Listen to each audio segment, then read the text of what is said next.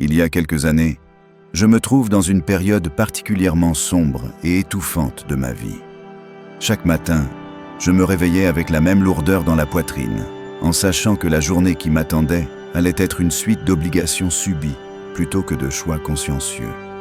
Mon emploi, qui m'avait autrefois apporté une certaine satisfaction, était devenu une prison mentale. Je travaillais sous la direction d'une personne autoritaire, qui décidait sans cesser de ce que je devais faire ou non, comme si ma propre volonté n'avait plus sa place. Les relations avec mes collègues étaient tendues, parfois hostiles, et j'étais en plus plongé dans une relation amoureuse instable, faite de conflits, d'incertitudes et de montagnes russes émotionnelles. Pour être honnête, mes pensées étaient presque entièrement tournées vers le négatif. J'avais cette sensation glaçante que ma vie m'échappait.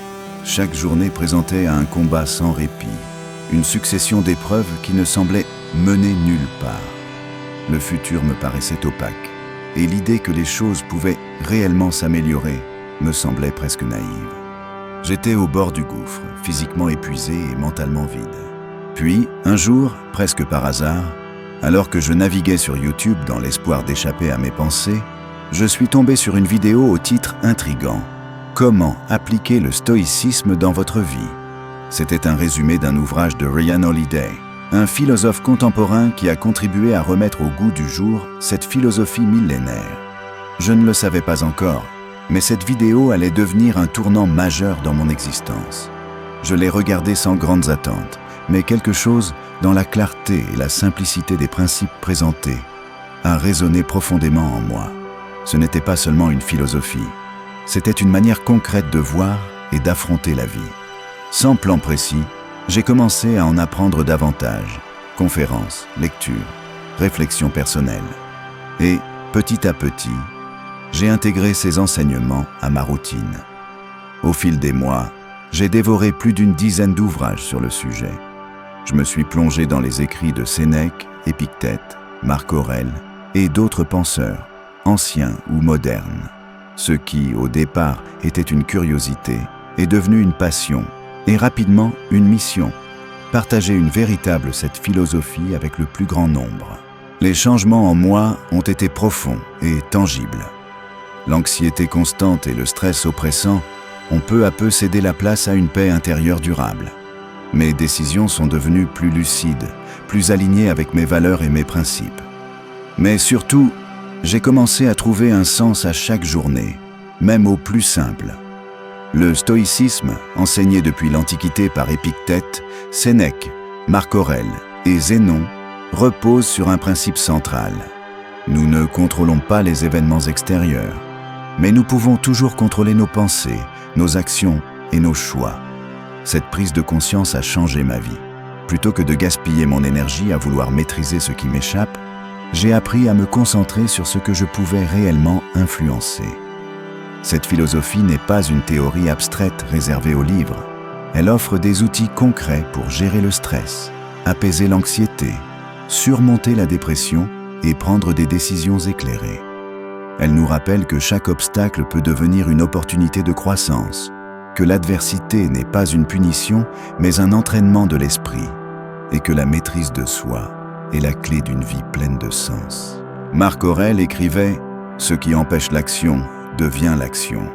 Autrement dit, les obstacles ne sont pas là pour nous arrêter, mais pour nous pousser à évoluer. Sénèque ajoutait que nous souffrons souvent plus de nos craintes et de notre imagination que de la réalité elle-même. Mais mon parcours n'a pas été linéaire. Malgré ces découvertes philosophiques, une ombre persistait dans ma vie, l'alcool. Ce qui n'était au départ qu'un refuge occasionnel dans les moments de tension est devenu une dépendance quotidienne. Je m'entourais de personnes avec qui l'alcool était le seul lien véritable, des relations superficielles où l'authenticité n'avait pas sa place. Je m'enfonçais peu à peu, jusqu'au jour où, grâce à cette même vidéo, j'ai décidé que c'était assez. Ce fut mon point zéro. J'ai alors appliqué concrètement les leçons des stoïciens. Accepter ce que je ne pouvais pas changer, agir sur ce qui dépendait de moi et cultiver la discipline. Le chemin vers la sobriété n'a pas été facile, mais il a été libérateur. Aujourd'hui, Cela fait plusieurs années que je n'ai plus touché une seule goutte d'alcool. Je suis redevenu le capitaine de ma vie, avec un cap clair et une énergie nouvelle. Ma mission, désormais, est de transmettre ces enseignements. Voici quelques pratiques simples mais puissantes que vous pouvez commencer dès aujourd'hui. Accordez-vous chaque matin un moment de calme avant que le tumulte du jour ne commence. Trouvez un espace tranquille, loin des écrans et des distractions, où vous pouvez vous asseoir confortablement. Fermez les yeux, respirez profondément et laissez votre esprit s'ancrer dans l'instant présent. Commencez par un bref retour sur la veille. Quelles ont été vos réussites, vos erreurs, vos moments de faiblesse ou de force? Sans jugement, observez-les comme un témoin extérieur, avec l'intention d'apprendre plutôt que de vous critiquer. Ensuite, projetez-vous dans la journée qui vient. Visualisez les situations que vous allez rencontrer. Réunions, conversations, voyages, imprévus. Imaginez-vous les aborder avec calme, maîtrise et clarté d'esprit. Si vous anticipez des difficultés, préparez mentalement la réponse stoïcienne que vous pourriez y apporter. Patience, détachement, humour ou bienveillance. Ce rituel, même s'il ne dure que 5 à 10 minutes, agit comme une mise en condition mentale. Il vous permet de commencer la journée avec un esprit ordonné, une intention claire et une posture intérieure stable, plutôt que de la subir en réaction aux événements. Marc Aurèle lui-même commençait chaque journée par un exercice similaire, se rappelant qu'il allait croiser des personnes difficiles, vivre des contrariétés, mais qu'il avait toujours le pouvoir de choisir sa réponse. La réflexion matinale n'est pas une simple habitude. C'est une boussole intérieure qui vous aligne avec vos valeurs avant de mettre un pied dans le monde. Chaque soir ou chaque matin, prenez quelques minutes pour écrire noir sur blanc 3 choses pour lesquelles vous êtes reconnaissant. Cela peut être quelque chose de grand, un objectif atteint, une relation précieuse, ou quelque chose de très simple. Un sourire échangé, un rayon de soleil, un repas partagé. L'objectif n'est pas de dresser une liste de ce que vous devriez apprécier, mais de réellement observer et reconnaître ce qui, dans votre journée, a nourri votre bien-être ou allégé votre esprit. Cette pratique force votre attention à se détourner des manques et des frustrations pour se concentrer sur ce qui est déjà là, disponible et précieux. Commencez par décrire le fait ou l'événement. J'ai reçu un message inattendu d'un ami que je n'avais pas vu depuis longtemps. Puis, ajoutez pourquoi cela vous a touché. Cela m'a rappelé que je ne suis pas seul et que certaines amitiés survivent au temps et à la distance. Cette deuxième étape rend l'exercice plus profond, car elle connecte la gratitude à vos valeurs et à vos émotions. Avec le temps, vous remarquerez un changement subtil mais puissant. Votre esprit deviendra plus attentif aux petites joies et moins envieux de ce qui manque. Vous commencez à voir la richesse de l'ordinaire. Les stoïciens, qui prônaient la modération et l'appréciation du présent, auraient vu dans cet exercice un entraînement essentiel à l'âme, une manière d'échapper à l'avidité et à l'insatisfaction chronique. Comme le disait Sénèque, celui qui n'est pas content de peu ne sera jamais content de rien. En cultivant la gratitude, vous vous entraînerez à voir que, même dans les jours difficiles, il y a toujours un espace pour la lumière. Prenez soin de votre corps autant que de votre esprit, car l'un ne va pas sans l'autre. Les stoïciens, bien qu'ils soient connus pour leurs réflexions philosophiques, accordaient une grande importance à la santé physique. Pour eux, un corps robuste et entretenu était un allié indispensable pour mener une vie vertueuse et accomplir ses devoirs avec énergie. Intégrer une activité physique régulière ne signifie pas nécessairement passer des heures en salle de sport ou viser la performance. Il s'agit avant tout de mouvement, de constance et d'attention portée à votre condition physique. Cela peut être une marche quotidienne, quelques exercices de renforcement, du yoga, de la natation, de la course ou même des étirements matinaux. L'important est la régularité, pas l'intensité extrême. L'exercice physique agit comme une discipline du corps, mais aussi de l'esprit. Chaque est une opportunité de pratiquer la persévérance, l'effort consciencieux et parfois le dépassement de soi. Transpirer, sentir son cœur battre plus fort, c'est aussi un rappel que nous sommes vivants et que notre corps est un outil précieux qui mérite respect et entretien. Un corps en bonne santé est comme une fondation solide. Il vous soutient face aux défis de la vie, augmente votre endurance mentale et réduit l'impact du stress.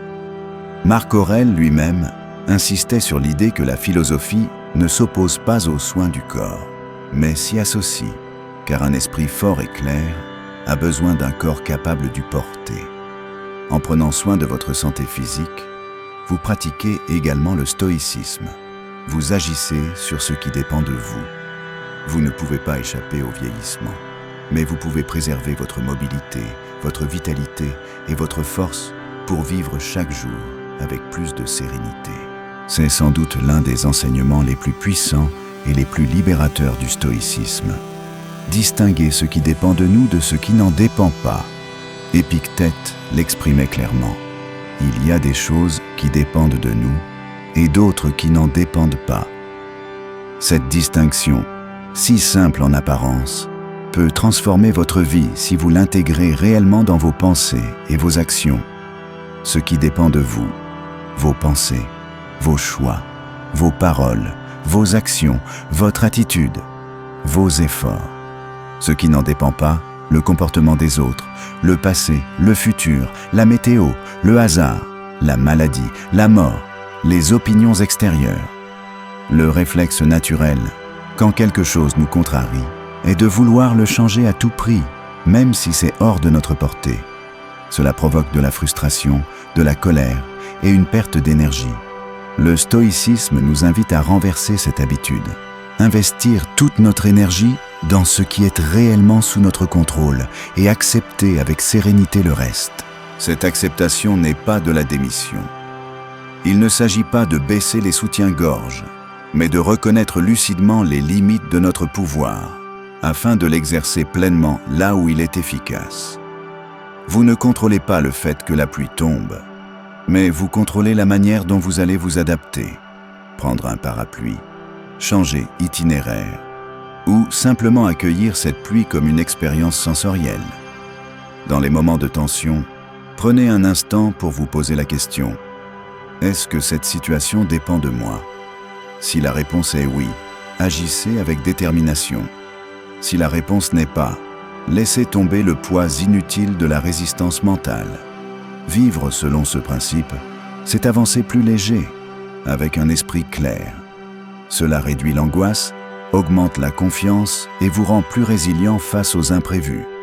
Car, au fond, le véritable contrôle ne réside pas dans les circonstances, mais dans la façon dont nous choisissons d'y répondre. L'autodiscipline est la charpente invisible qui soutient toutes les autres vertus. Sans elle, les bonnes intentions s'effritent au premier obstacle. Dans le stoïcisme, elle est considérée comme une forme de liberté. La liberté de ne pas être esclave de ses impulsions, de ses désirs immédiats ou des influences extérieures. Pratiquer l'autodiscipline, c'est apprendre à gouverner ses actions et à orienter sa vie selon ses valeurs plutôt que selon ses envies du moment. Elle s'applique à tous les domaines.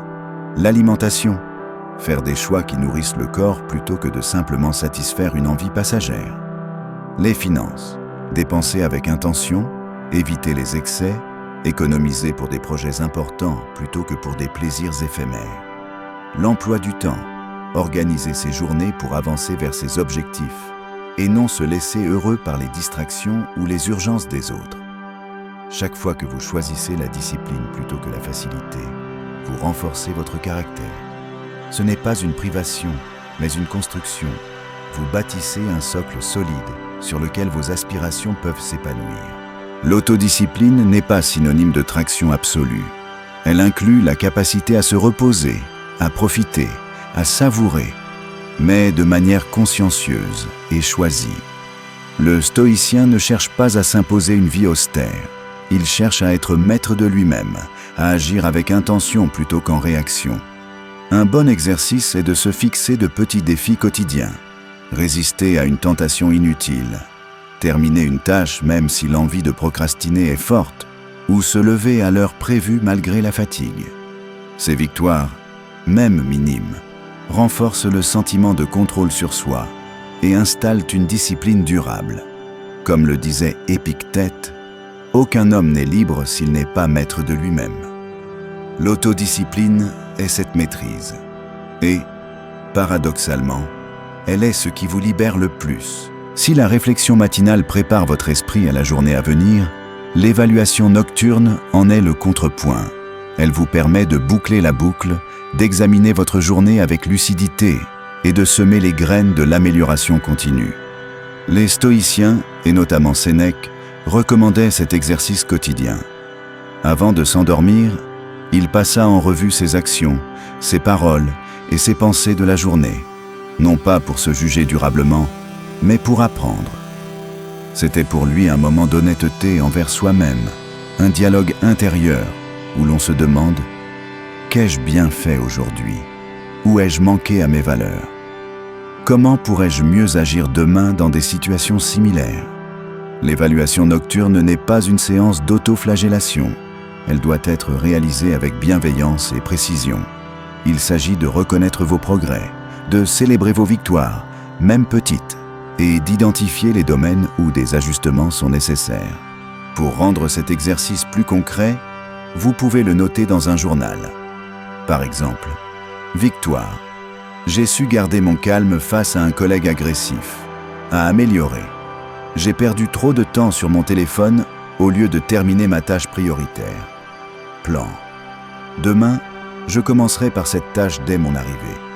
Prendre ce temps, même 5 minutes, avant de fermer les yeux, permet de ne pas accumuler les jours subis, sans en tirer de leçons.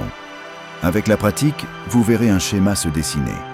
Vos forces se confirmeront, vos faiblesses s'allégeront, et votre sentiment de maîtrise grandira.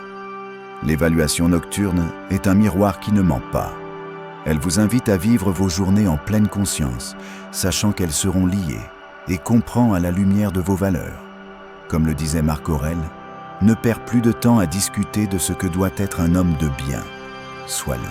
S'inspirer de ceux qui ont incarné les principes de stoïciens est un moyen puissant de nourrir votre esprit et de guider vos actions. Lire les écrits de Marc Aurèle, Épictète ou Sénèque, c'est entrer dans l'intimité de leurs pensées et découvrir comment ils ont appliqué la philosophie face à leurs propres épreuves. Les biographies, qu'elles soient anciennes ou contemporaines, permettent de voir comment des individus réels ont surmonté les défis de leur époque grâce à la discipline, la maîtrise de soi et la sagesse. Elles offrent des exemples concrets, bien plus parlants que des théories abstraites.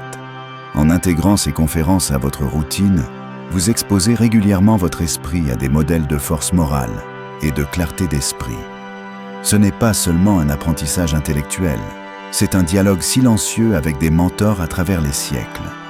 Chaque page devient une invitation à la réflexion.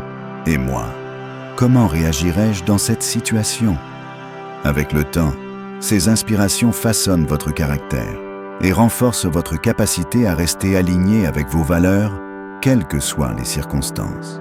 Chercher l'approbation des autres est une tentation humaine naturelle, mais c'est aussi une source inépuisable de frustration et d'angoisse. Le stoïcisme indique que la véritable liberté réside dans l'indépendance face au jugement extérieur. Les opinions d'autrui, positives ou négatives, échappent à notre contrôle. S'y attacher, c'est mettre notre paix intérieure entre leurs mains. Vivre selon vos valeurs signifie agir en accord avec vos principes, même si cela déplaît ou surprend. Comme l'affirmait Épictète, « Si tu veux progresser, contente-toi d'être vu comme insensé et stupide aux yeux des autres. » Se détacher du regard des autres ne veut pas dire ignorer le monde ou refuser toute critique, mais apprendre à évaluer celle-ci à l'aune de vos convictions. Il s'agit de rester ouvert au constructif, tout en refusant de se conformer à des attentes qui ne vous ressemblent pas. En cultivant cette posture, vous vous libérez d'un poids immense, celui de lumière à tout prix. Vous gagnez en confiance, en authenticité et en cohérence, devenant ainsi l'architecte de votre propre vie, plutôt qu'un acteur jouant un rôle dicté par la scène sociale. Rien dans la vie n'est figé. Les joies comme les peines, la santé comme la maladie, les réussites comme les échecs. Le stoïcisme nous rappelle que tout est transitoire et que s'attache à l'illusion de permanence conduit à la déception. Comprendre l'impermanence, ce n'est pas devenir pessimiste, mais apprendre à voir chaque instant pour ce qu'il est, unique et irremplaçable. Cette conscience vous aide à savourer pleinement les instants heureux au lieu de les prendre pour acquis, et à traverser les moments difficiles avec la certitude qu'eux aussi passeront. Vivre avec ce rappel quotidien change notre relation au temps. Au lieu de repousser nos projets, d'attendre le bon moment ou de croire que certaines choses dureront éternellement, nous agissons et apprécions maintenant. Ce que nous aimons aujourd'hui peut ne plus être là demain, non pas pour nous attrister, mais pour nous pousser à l'honorer tant qu'il est présent. En intégrant cette vision, vous transformez la peur de perdre en motivation pour aimer, agir et vivre avec intensité dans l'instant. Le stoïcisme valorise profondément la croissance personnelle et l'amélioration continue. Développer de nouvelles compétences, c'est élargir vos capacités à faire face aux défis de la vie et à saisir les opportunités. Cela peut concerner des savoir-faire professionnels, des aptitudes créatives, des connaissances culturelles ou encore des compétences relationnelles. Chaque apprentissage élargit votre champ d'action et renforce votre autonomie, vous rendant moins dépendant des circonstances et plus confiant face à l'inconnu. Progresser constamment ne signifie pas se mettre une pression permanente, mais cultiver une curiosité active et un engagement envers votre propre évolution. Fixez-vous de petits objectifs atteignables, expérimentez et soyez prêts à apprendre autant de vos échecs que de vos réussites. Comme l'enseignaient les stoïciens, c'est dans l'effort soutenu et dans la répétition des bonnes habitudes que l'on façonne un caractère solide. Chaque compétence acquise devient un outil de plus dans votre arsenal pour naviguer la vie avec sagesse et efficacité. L'un des piliers du stoïcisme est de comprendre clairement la frontière entre ce qui dépend de nous et ce qui ne dépend pas de nous. Les événements extérieurs, les paroles des autres, le passé, le futur, la météo ou encore les imprévus de la vie échappent à notre pouvoir. Lutter mentalement contre ces réalités immuables ne fait qu'alimenter frustration et angoisse. Accepter l'incontrôlable ne signifie pas se résigner, mais reconnaître avec lucidité que certaines batailles ne méritent pas notre énergie et que la paix intérieure naît de cette distinction. En vous concentrant uniquement sur vos pensées, vos choix et vos actions, ce qui est réellement en votre pouvoir, vous libérez un espace mental considérable.